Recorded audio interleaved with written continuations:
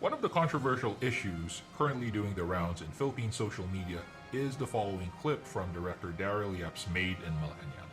Oh, bakit may controversy dyan? Let's find out. Ano na? Hindi na ako tumodas-todas. Kasi naman, tayo ka ng tayo eh. Totoo yan.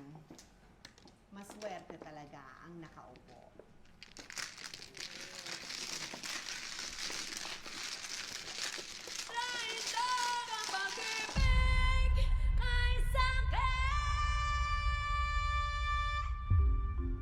So, ano bang masama sa trailer na yon?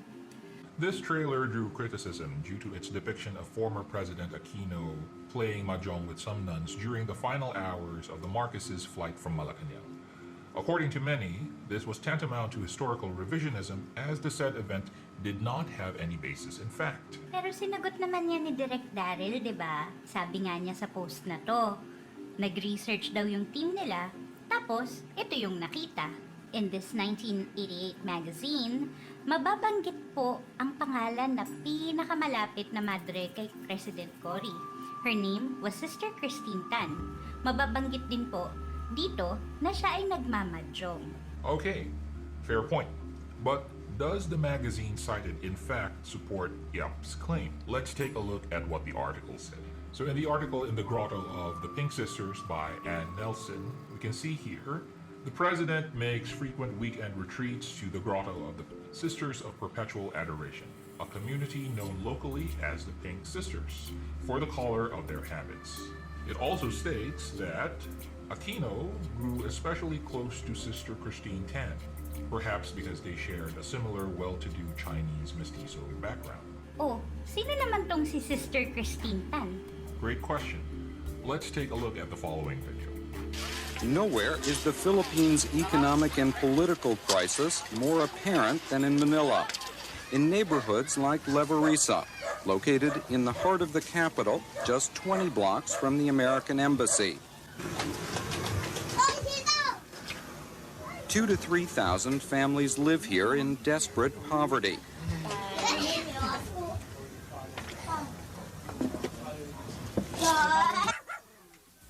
There's not enough rice. There's not enough work. Children die for lack of medicine. Oh, ayan, maganda. Sister Christine Tan has dedicated her life to changing that. A member of one of the Philippines' richest and most prominent families, she's long been an active opponent of the Marcos government. 6 years ago, she gave up a comfortable teaching position to live and work among the poor. One thing I've learned in Leverisa is, sadly, we have no class mobility, not like in the States. So you can work yourself hard, and you can be a genius, but you'll never move. You're born poor, you die poor. Is this a typical slum area barrio of Manila? It's typical in the sense that it's congested, there's pollution, there's no sewer, very little running water, and high incidence of death and sickness, and no benefits from government. You've lived here for many years. Have you seen any improvement in the quality of life here for the people?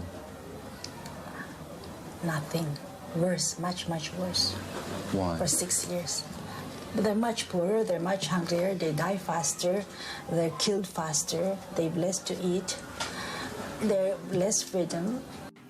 So si Sister Christine Tan, madre pala siya noon na tumutulong sa mahihirap. Pero sabi sa video, kritiko siya ng administrasyon ni Marcos Sr. Hindi kaya NPA lang yun? Okay, good question. Well, to answer that, let's continue reading the article that Yap cited. Now, if you take a look at this paragraph here, it says, although Sister Christine was a vocal critic of the communist insurgency, she also understood the conditions from which it had sprung. She had worked for years in the worst slums in Manila and made something of a vocation out of revealing their horrors to the women from her own comfortable background. Her tranquil voice would take on a slightly chiding tone as she tried to convince the perfumed ladies taking the afternoon off from the Mahjong circuit that the breeding grounds for such misery in their country ultimately could threaten their own well-being too.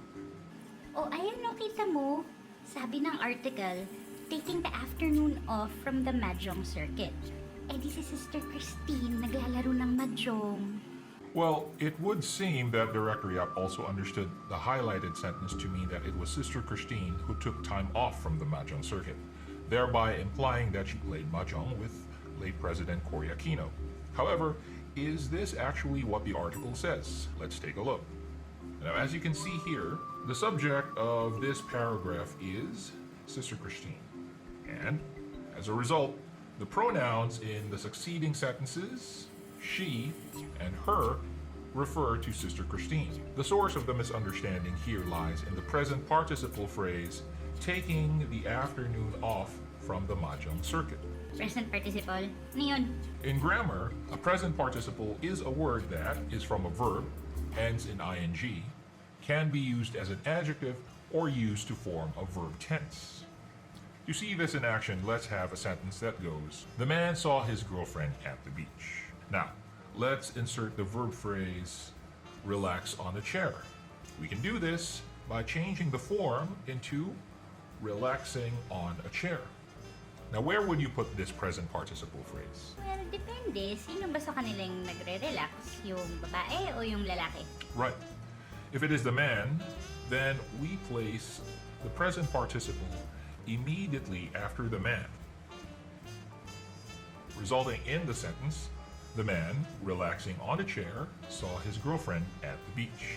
Ah, ito. So, nakita ng lalaking nagre-relax sa upuan ang girlfriend niya sa beach. Right. Now, if it is a man's girlfriend who is relaxing on the chair, then we place the present participle immediately after the phrase, his girlfriend, resulting in the following sentence. The man saw his girlfriend relaxing on the chair at the beach.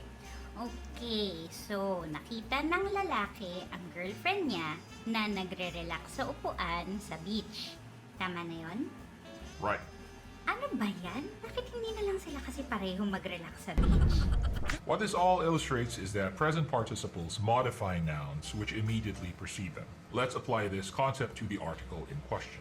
As we can see here, the present participle taking the afternoon off from the Mahjong circuit is immediately preceded by the perfumed ladies, which in turn refers to women from her own comfortable background. It does not mean, or does it even imply, that Sister Christine played Mahjong.